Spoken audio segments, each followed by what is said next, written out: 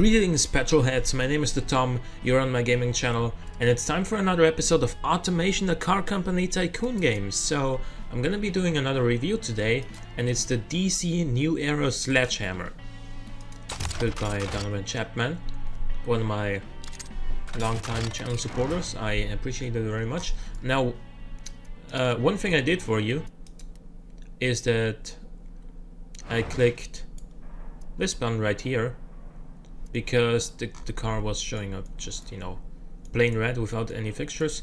And what probably happened is when you created the car, you know, chose the body and the chassis, and then you went here to select the paint first, which created a new variant, a new trim, if you will. And then you went back here and put the actual fixtures on, which then created the template. but then the trim itself wasn't updated yet, so it was showing only blank without fixtures, only plain red. Yeah, so again I clicked this button and now it's probably the way it should look. If not, then please let me know in the comments. Anyway, but now let's get into the review. We have a 4-door sports saloon, I would say, just judging by the looks. It is an aluminum chassis, an aluminum monocoque. The engine is mounted longitudinally.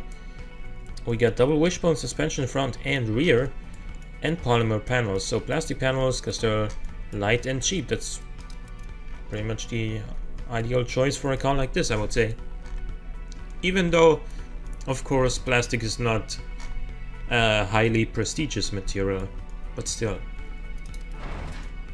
As far as looks go, this is, you know, this looks aggressive. It looks sporty. It looks fast. Like, oftentimes you find cars that are faster than you would expect them to be, and you know, you're talking like wolf in sheep's clothing or something like that.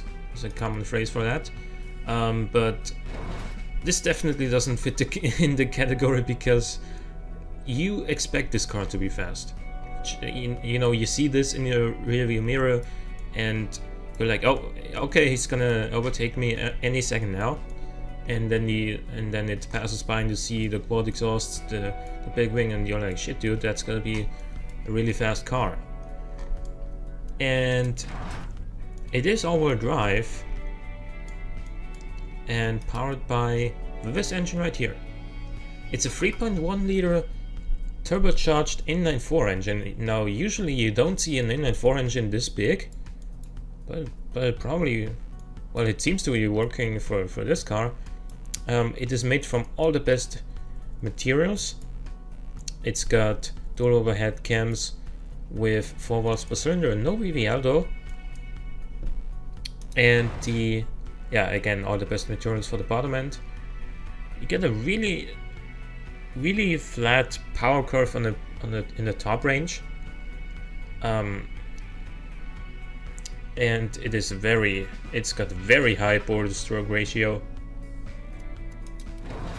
And 7.9 compression ratio. What fuel are you running this on? Super? You get so much more compression to go. Probably just forgot about that by fiddling with the boost, and then, you know, first of all lowering the compression and upping the boost, and then forgetting to get the compression back up. That's what happens to me all the time. So let's see. I'm gonna do you a favor right here, because you've done me many favors by supporting me so far, so let's do this. 472 horsepower at 6600 RPM. That's quite a lot. Only a turn-on bearing? What would this do? This would get it knocking. But then once the compression, yeah. Alright. 549 horsepower is what we'd get from this. But I'm not sure if I should do that, because I think you chose the German bearing for a reason. Direct injection, throttle per cylinder, and race intake. Probably wouldn't make it very popular with your local police and officers and whatnot. The exhaust diameter is as big as it gets. -3 quality though on the exhaust. I'm not totally sure why. But let's listen to this thing first.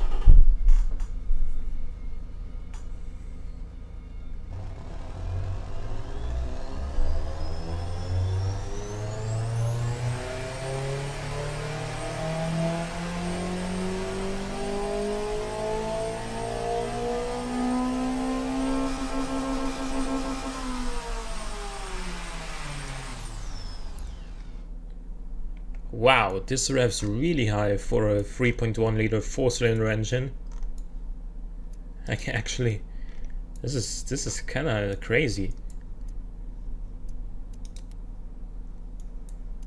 And it's got a single clutch 8-speed gearbox, single clutch sequential gearbox with third gear going to 100 kilometers an hour. 343 kilometers top speed is what it's geared to. Then electric LSD. 40 to 60 power distribution. It could do with a little bit more. Yeah, it's fine, it seems. Yeah, the handling is ever so barely oversteering. So it will probably only be noticeable once you really start cornering this thing hard.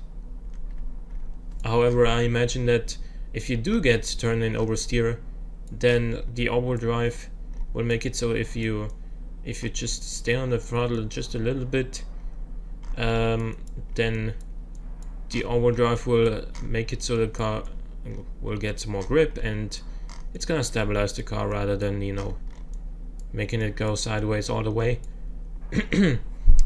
So we got sports compound route tires with 285s up front and 275s on the rear end.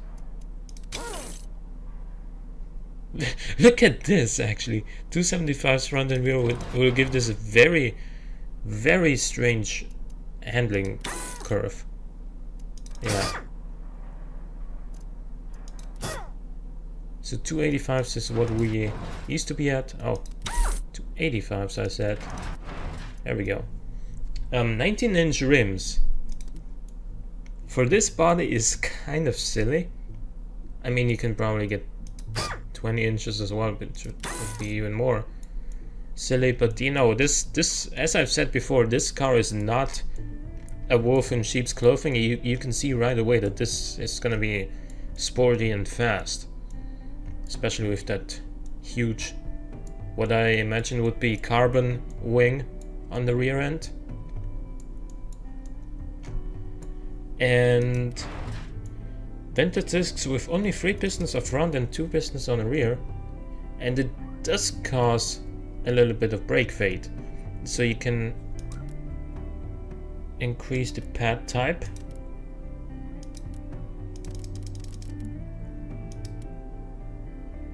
And that'll reduce the brake fade, but you know, again, I don't want to change things too much here. Fully clad under tray is reasonable for a car like this. Seems like you didn't really change the wing angle at all, which would probably be advisable, because as is you're making a lot of downforce on the rear end. Well, not a lot, but some downforce on the rear end, but actually lift on the front end. And what that would do is it would basically make your car a little bit more stable on long straights, but it would probably make it so you lose a little bit of grip on the front axle when turning in. And yeah, that is just that is something you should optimize if you really want to make this car perform very well on the track. I'm just saying. And we do have a good amount of brake airflow. That's nice. And 4 seats with sport interior, basic infotainment, -6 quality on the interior, so very light interior indeed. All driver assists, and basic safety only. And then active sport suspension with adaptive dampers and passive sway bars. And what appears to be a pretty sporty setup here, with moderately low ride height. It's not too fancy. And what that does it gives us 46 drivability, 58.8 sportiness, 26.5 comfort, 29.1 prestige, and 40.3 safety, despite the basic safety features. And no carbon parts or anything like that. So this is still a pretty safe car. What does it do? 3.1 from 0 to 100? Let's see.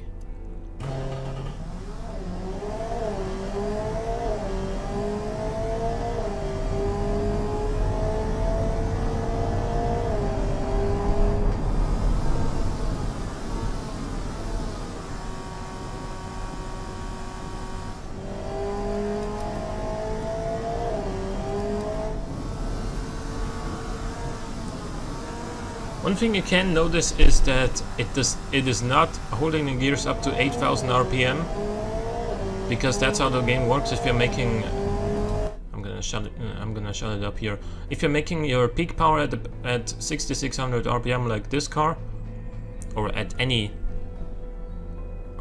sort of RPM, it'll hold the gears until about 500 to 700 RPMs longer.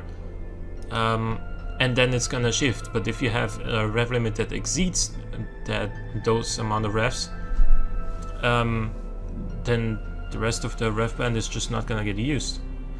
And that is, you know, I think the game should make it so it shifts at your set RPM limit.